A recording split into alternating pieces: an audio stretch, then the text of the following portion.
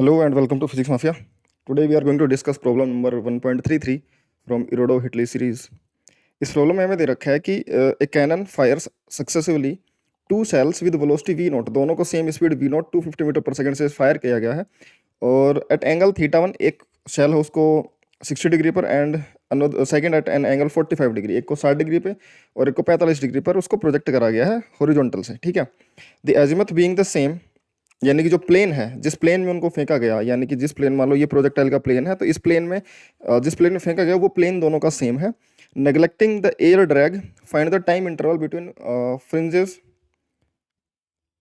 Leading to the collisions of the shell. जो time interval है ना, जिस टाइम इंटरवल के बाद में उसको फेंकना पड़ेगा सेकंड वाली शेल को, ताकि वो कोलाइड कर दें बाद में आगे जा करके, वो टाइम इंटरवल बताना है। यानी कि दोनों को एक साथ फेंकेंगे तो कोलाइड करने के चांसेस अलग बात है, और दोनों को किसी इंटरवल पर फेंकेंगे तो बात अलग है। ठीक है, तो क्योंकि दोनों को अलग अलग एंगल पर फेंका गया है तो गिरने से पहले ही वो हवा में कोलाइड कर दें, उसके लिए सेकंड वाली बॉल को कितने टाइम बाद उसको प्रोजेक्ट करना पड़ेगा ये हमसे पूछा गया है। ठीक है ना, वो वाला टाइम डिफरेंस पूछा गया। तो देखो इस प्रॉब्लम को हम 4 मेथड से करेंगे ना, उसमें मोर और लेस 3 ही तरीके हैं। वो एक तरीके में बस 2 तरीके ऐसे हैं, कैलकुलेशन के अप्रोच अलग अलग हैं, इस वजह से वो 2 मेथड्स बन गए। बाकी वो 3 अलग अलग अप्रोचेज हैं, 3 अलग अलग अप्रोचेज से में हम इस सवाल को करना सीखेंगे। ठीक है, पहला हम सिंपल चलते हैं कि भाई देखो किसी भी तरीके से किसी प्रोजेक्टाइल को, मान लो प्रोजेक्टाइल नंबर 1 को हमने प्रोजेक्ट करा, वो इस पाथ के लॉन्ग जा रहा था। सेकंड वाले को, क्योंकि सेकंड वाले का एंगल 45 डिग्री कम एंगल है, पहले का 60 डिग्री था, तो दूसरे को 45 डिग्री पर फेंका, वो कुछ इस तरीके से जाएगा। ठीक है, 45 डिग्री पर रेंज मैक्सिमम आएगी और 60 वाला उसकी रेंज कम ही रहेगी तो पहले गिरेगा, तो कुछ इस तरीके के पाथ होंगे। 45 वाला नीचे से जरूर जाएगा लेकिन आगे जाकर के उसकी रेंज ज़्यादा रहेगी, तो बीच में कहीं इस तरीके से मान लो पी पॉइंट एक्स को वाई पर ये कोलाइड करते हैं। यानी कि इस पी पॉइंट पर अगर कोलाइड कर रहे हैं तो इन दोनों की लोकेशन एक ही पोजीशन एक ही टाइम पर रहने वाली है। यानी इस पी पॉइंट पर इनका पहुंचने का टाइम, मतलब जिस समय की कोलिजन होगी उस समय पर दोनों एक साथ इस पोजीशन पर होंगे। हालांकि उनका इनिशियल पॉइंट पर चलने का समय अलग अलग था। पहले वाले को t=0 पर प्रोजेक्ट करा था तो t=2 को कुछ सेकंड बाद प्रोजेक्ट करा। वही हमें इंटरवल निकालना है कितने सेकंड बाद इसको प्रोजेक्ट करें कि वो किसी एक पॉइंट पर एक साथ मिले, यानी वहां पर उनमें कोलिजन हो जाए। ठीक है, तो ध्यान से देखो, थीटा 1 और थीटा 2 दोनों 60 डिग्री और 45 डिग्री हैं। हमने ये मान लिया कि जो पहला सेल है उसको टाइम t1 लगता है पी पर पहुंचने के लिए। सिंपल सा लॉजिक है, हम दोनों पार्ट्स को अलग अलग सोल्व करेंगे कि पहले सेल को यहाँ से यहाँ तक जाने में टाइम t2 लगता है, दूसरे सेल को यहाँ से यहाँ तक जाने में टाइम, सॉरी, पहले को t1 लगता है और दूसरे को वहाँ पर पहुँचने में टाइम t2 लगता है, पी पॉइंट पर पहुँचने में।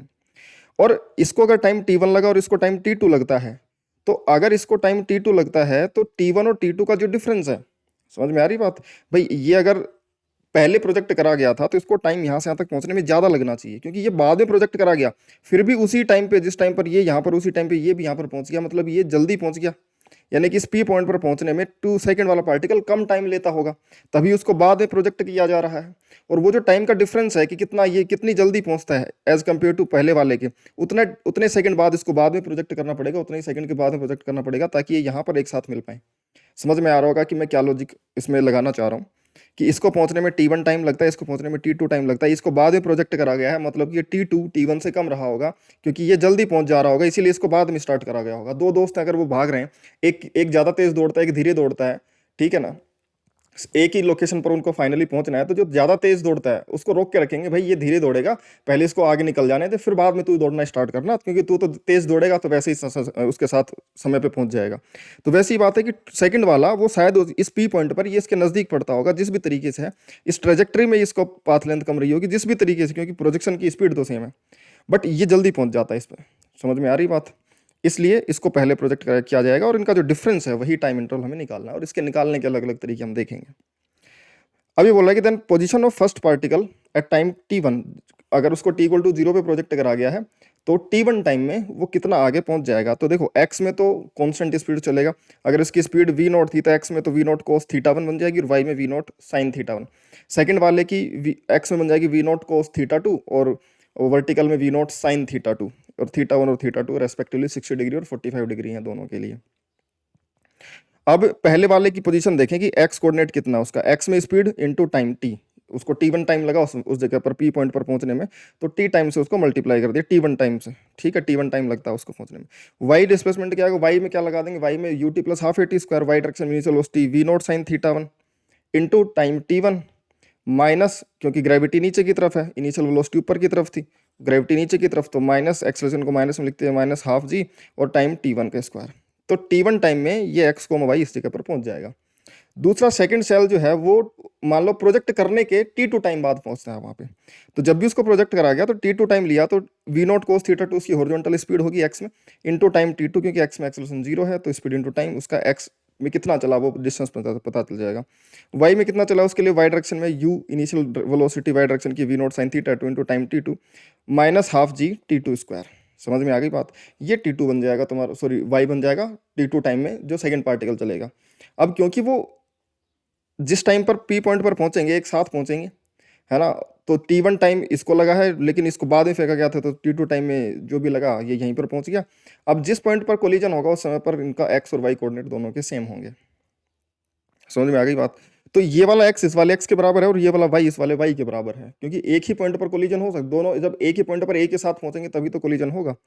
तो दोनों का एक्स कोऑर्डिनेट और वाई कोऑर्डिनेट सेम होंगे जिस समय कोलिजन होगी। तो हम यही करेंगे भाई, टाइम डिफरेंस जो हमें निकालना है वो तो डेल्टा टी है, t1 माइनस t2, t1 पहले से उसको पहले पार्टिकल को पहले फेंका गया था वो ज़्यादा टाइम ले रहा होगा, दूसरा कम टाइम ले रहा होगा t2, तो दोनों का डिफरेंस जो है t1 माइनस t2, ये टाइम इंटरवल है कि इतने सेकंड बाद t2 को यानी सेकंड पार्टिकल को फेंकना पड़ेगा, और उस समय एक्स और वाई कोऑर्डिनेट जिस समय कोलिजन होगा बराबर होंगे। तो पहले एक्स और एक्स बराबर किया तो we naught cos theta 1 t1 equal to v naught cos theta 2 t2, यहाँ से थीटा 1 60 डिग्री थीटा 2 45 डिग्री रखा तो t1 और t2 का रिलेशन आ गया t1 equal to root 2 times t2, ठीक है। और y दोनों के बराबर करें तो यहाँ से इस इन इक्वेशंस को पहले y1 और y2 दोनों को इक्वल लिख दिया, इसको सोल्व कर लिया, साइन मतलब t की पावर 1 वाले पैरामीटर एक साइड ले लिए, t की पावर 2 वाले एक तरफ ले लिए, एलसीएम ले लिया, उसको सोल्व करा तो t1 और t2 का ये रिलेशन आएगा, एक t2 से एक t2 कट गया, t2 की वैल्यू आ जाएगी यहाँ से सीधे, है ना, y वाले रिलेशन से t2 की वैल्यू सीधे निकल के आ जाएगी, क्योंकि यहाँ पर जो t1 था इस t1 की जगह रूट 2 टाइम्स t2 हमने इसमें रख दिया, t1 की जगह रूट 2 टाइम्स t2 रख दिया, तो रूट 2 टाइम्स t2 रखा तो रूट 2 से नीचे वाला 2 कटेगा तो रूट 2 तो ऊपर वाला चला गया, नीचे 2 की जगह रूट 2 बन जाएगा और ये सिंपल कैलकुलेशन बनेगी, फिर t2 निकल के आ जाएगा, t2 आ गया तो इस इक्वेशन में t2 रख देंगे तो t1 भी आ जाएगा और डेल्टा t आ जाएगा। समझ में आ रही है क्या बात, या फिर इसमें से रूट 2 माइनस 1 t2 कॉमन लेने के बाद में और t2 की वैल्यू रख देंगे, डेल्टा t आ जाएगा 11 सेकंड के आसपास, ठीक है ना। ये सही मेथड है, इसमें कोई दिक्कत नहीं, बहुत अच्छे तरीके का अप्रोच का मेथड है, और इससे रिलेशन t1 t2 का तुरंत मिल जाएगा और y1 y2 से तुम्हें t2 मिल जाएगा, दो इक्वेशन दो अननोन t1 t2 सोल्व हो जाएंगे, ठीक है। अब सेकंड मेथड है, सेकंड मेथड वैसा ही है ना, हम ये देखेंगे भाई, हम ये वही t1 t2 मान लेंगे, उसका कैलकुलेशन का अप्रोच थोड़ा सा डिफरेंट है ना, इसको हम जो इक्वेशन ऑफ ट्रेजेक्ट्री है उन इक्वेशंस के थ्रू इसको सोल्व करने की कोशिश करेंगे। हम ये देखेंगे कि भाई अगर सेल 1 को t1 टाइम लगता है तो भाई मान लो वो t1 टाइम में डेल्टा x डिस्टेंस ट्रेवल करती है ना, ओरिजिन से यहाँ पर पहुंचने में x में ये डेल्टा x डिस्टेंस ट्रेवल करती है जो कि x कोऑर्डिनेट है, तो डेल्टा x अपॉन में x में उसकी स्पीड इतना टाइम लगेगा यहाँ पर पहुंचने में भाई, क्योंकि x डायरेक्शन में तो टाइम तो x से भी निकाला जा सकता है उस पॉइंट का और y से भी निकाला जा सकता है, x में तो x का डिस्प्लेसमेंट लेना पड़ेगा, y में y का डिस्प्लेसमेंट लेना पड़ेगा, तो x के डिस्प्लेसमेंट में डेल्टा x डिस्प्लेसमेंट अपॉन में x की स्पीड, क्योंकि x में एक्सेलरेशन था नहीं तो डिस्टेंस बाई स्पीड करके सीधा टाइम t1 आ गया, तो वो x कोऑर्डिनेट x अपॉन में इसकी स्पीड v1 cos थीटा 1 और t2 क्या बन जाएगा डेल्टा x अपॉन में वहाँ की स्पीड। समझ में आ रही बात, डिस्प्लेसमेंट अपॉन में सेकंड पार्टिकल की स्पीड, उसने भी x डिस्टेंस ट्रेवल करा है और इस स्पीड से करा है तो उसने t2 टाइम लिया है। समझ में आ रही बात, अब इसमें क्या है कि ये t1 और t2 दोनों t1 t2 बराबर नहीं है, हमारे पास x और x को बराबर करेंगे तो यहाँ पे t1 t2 में वही रिलेशन आ जाएगा जो पहले ऊपर आया था, क्योंकि वो कोऑर्डिनेट तो x है ना, x कोऑर्डिनेट ही निकाला एक तरीके से, दूसरे तरीके से निकाल लिया, इसको मैथमेटिकली थोड़ा सा रीअरेंज कर दिया इक्वेशन को, ठीक है। अब दूसरी इक्वेशन ऑफ पाथ जो है, equation of trajectory y equal to x tan theta minus g x square upon में 2u square cos square theta होता है। पहले सेल के लिए थीटा की जगह थीटा 1, v की जगह तो v नोट है, दोनों की स्पीड v नोट ही, और थीटा की जगह थीटा 1 यहाँ पर रखा, थीटा 1 की वैल्यू 60 डिग्री रखा तो साइन 60 डिग्री तो कितना बन जाएगा, यहाँ पर टेन थीटा 1 को ऐसे ही रख लिया और कोस स्क्वायर थीटा 2 इसको इस तरीके से ना लिखा और ऐसे लिख लिया कि ऊपर वाली जो वैल्यू है ना, देखो इससे रिप्लेस कर लिया ताकि इक्वेशन थोड़ी आसान बन जाए, सीधे डायरेक्टली यहीं पे रिप्लेस कर दिया, बाद में कैलकुलेशन ना करनी पड़े इसके लिए, कि ये जो x अपॉन में वी नोट कोस थीटा 1 है, x अपॉन में वी नोट कोस थीटा 1 है, उसका स्क्वायर है x square v naught square cos square theta 1, तो इस वाले पूरे पैरामीटर का स्क्वायर ही तो है ये वाला पैरामीटर, ये जो टर्म यहाँ पे लिखी हुई है। तो इसका स्क्वायर कर देंगे तो इधर भी T1 स्क्वायर करना पड़ेगा, तो इसकी जगह सीधा सीधा T1 स्क्वायर लिख दिया। देखो इक्वेशन बहुत छोटी होगी। और ये जो टाइम है, ये वाली जो x square upon v naught square cos theta 2 का स्क्वायर, ये T2 का स्क्वायर बन गया, यहाँ पर T2 स्क्वायर लिख दिया। समझ में आ रही बात? अब y1 और y2 को बराबर कर दिया। ठीक है, यहाँ से फिर वही T1 और T2 के रिलेशन निकल के आई, ये x के अंदर निकल के आई, लेकिन x टाइम्स दिस। अब x में कोई भी एक जगह से यहाँ से या तो हम T1 into cos theta v naught cos theta 1 लिख दें, और या फिर T2 times v naught cos theta 2 लिख दें, और वहाँ से T1 T2 में रिलेशन निकल के आ जाएगा, x1 बराबर x2 करा, T1 T2 का रिलेशन आ गया। तो इस तरीके से कर लें, T1 T2 का रिलेशन वापस यहाँ पर रख देंगे, और देखो x की जगह रख देंगे ये we naught cos theta 2 T2, और T1 की जगह रूट टू टाइम्स T2। तो ये अकेले या तो T2 में कन्वर्ट कर लो, या फिर अकेले इसको पूरे T1 में कन्वर्ट कर लो, इस इक्वेशन को जो यहाँ से आई थी,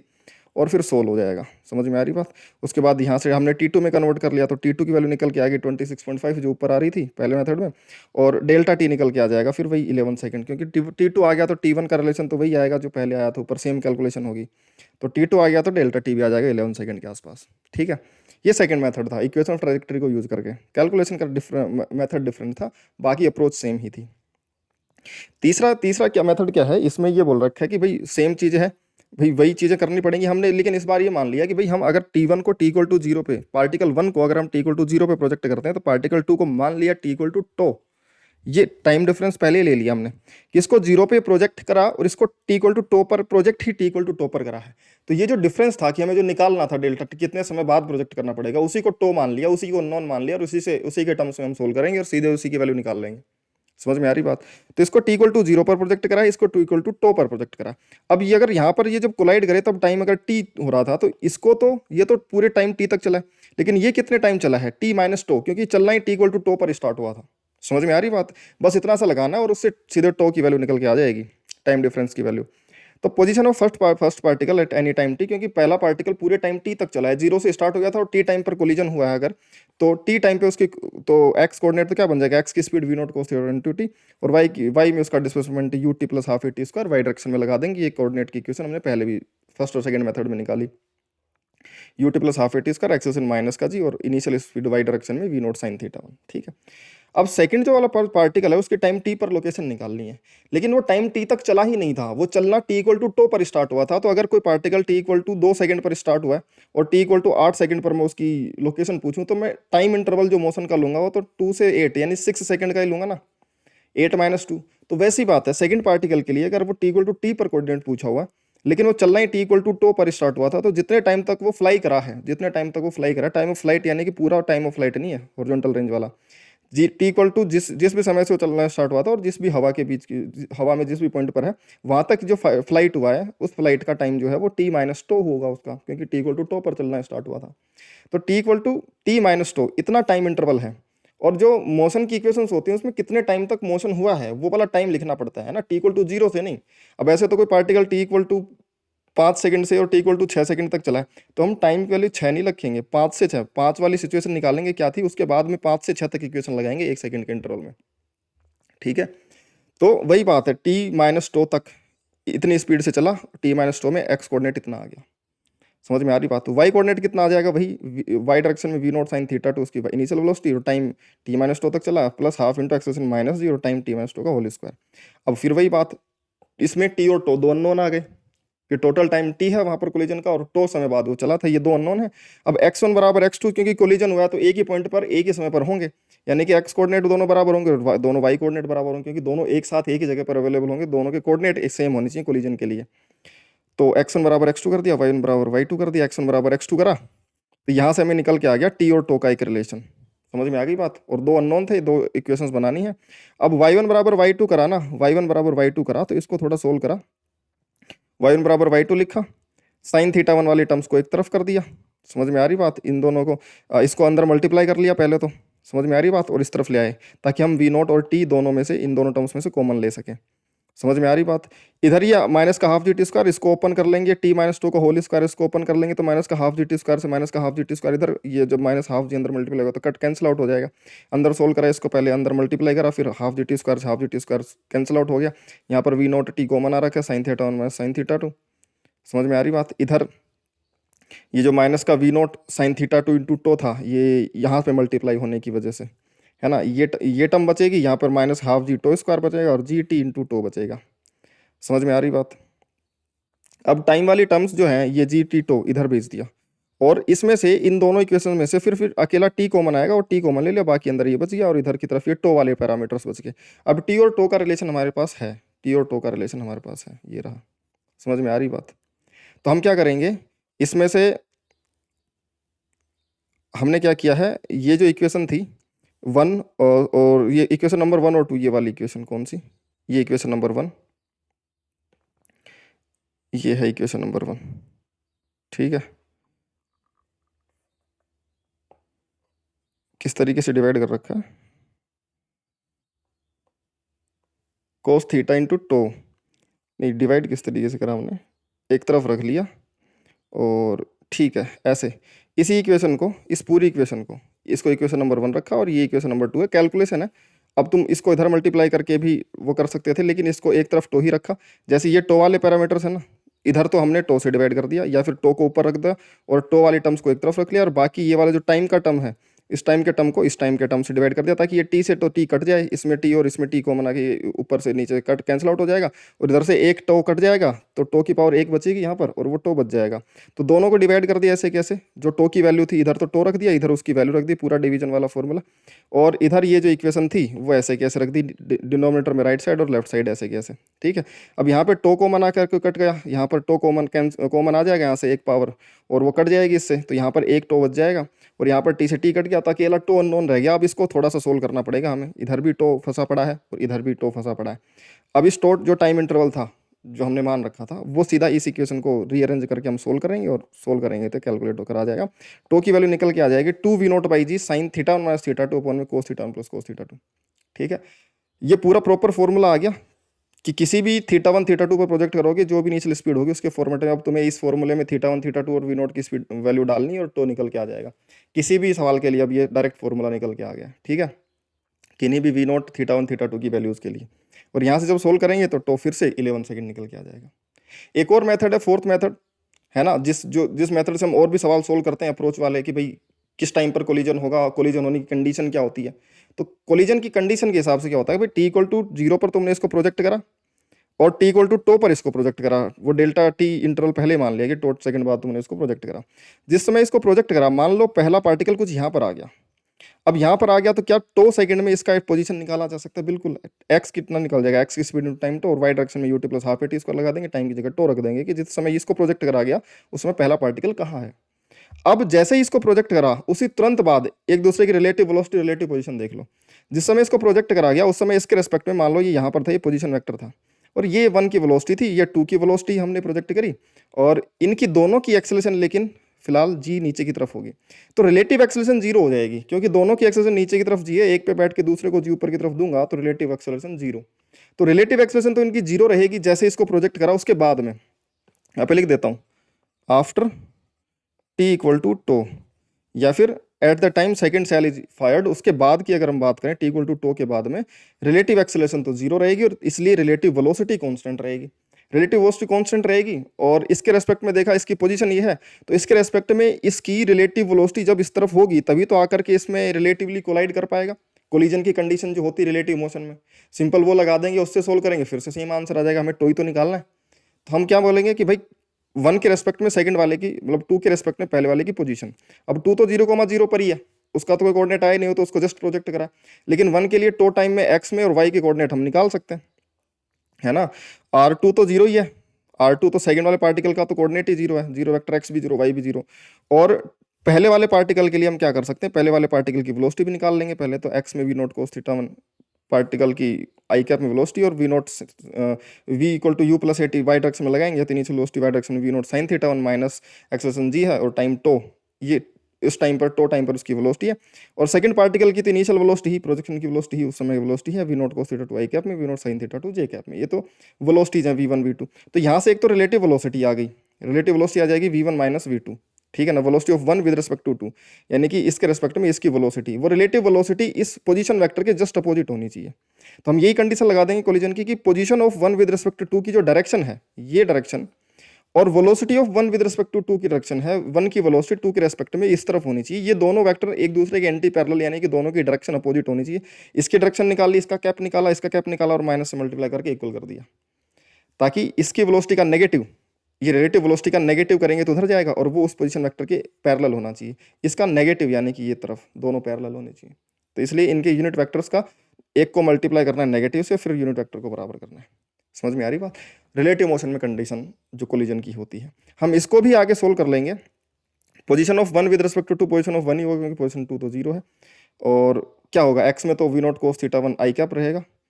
ठीक है। और वाई डायरेक्शन में क्या होगा, वाई डायरेक्शन में U T plus half A T square, acceleration minus का जी, जे कैप में ये पोजीशन रहेगी। और इसको सोल्व कर लेंगे, इसमें इसका यूनिट वेक्टर निकाल लेंगे और रिलेटिव वेलोसिटी का यूनिट वेक्टर, और माइनस से मल्टीप्लाई करके दोनों यूनिट वेक्टर्स को इक्वल रख देंगे। समझ में आ गई क्या बात? ये फोर्थ मेथड है, इसको भी सोल्व करेंगे। कैलकुलेशन इसमें भी बहुत ज़्यादा ही होगी, है ना, तो उसको भी सोल्व करेंगे तो आंसर तो वही आएगा, ठीक है।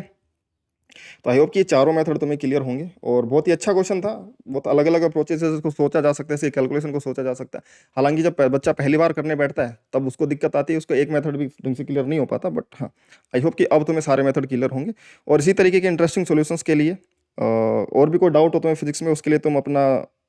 फिजिक्स में जो डाउट ग्रुप है टेलीग्राम पर, माफियाज डाउट किलर्स ग्रुप है ना, वो तुम ज्वाइन कर सकते हो। वहाँ पर बच्चे आपस में डिस्कस करते रहते हैं, और मैं भी जब भी मुझे टाइम मिलता है मैं उस पर लाइव वीडियो सेशन करता हूँ बच्चों के साथ में, उनके डाउट्स का डिस्कशन करता हूँ। तो मुझसे भी डायरेक्टली वहाँ पे डाउट अपने डिस्कस कर सकते हो, है ना। साथ ही साथ टेलीग्राम चैनल ज्वाइन कर लेना, दोनों लिंक तुम्हें डिस्क्रिप्शन में मिल जाएंगी वीडियो के, ठीक है। बाकी अपने फ्रेंड्स के साथ शेयर करना अगर तुम्हें सोल्यूशन अच्छे लगे हो तो, बाकी है ना। और चैनल को सब्सक्राइब कर देना। बाकी मिलते हैं नेक्स्ट वीडियो में ऐसे ही इंटरेस्टिंग सोल्यूशन के साथ में, तब तक के लिए बाय।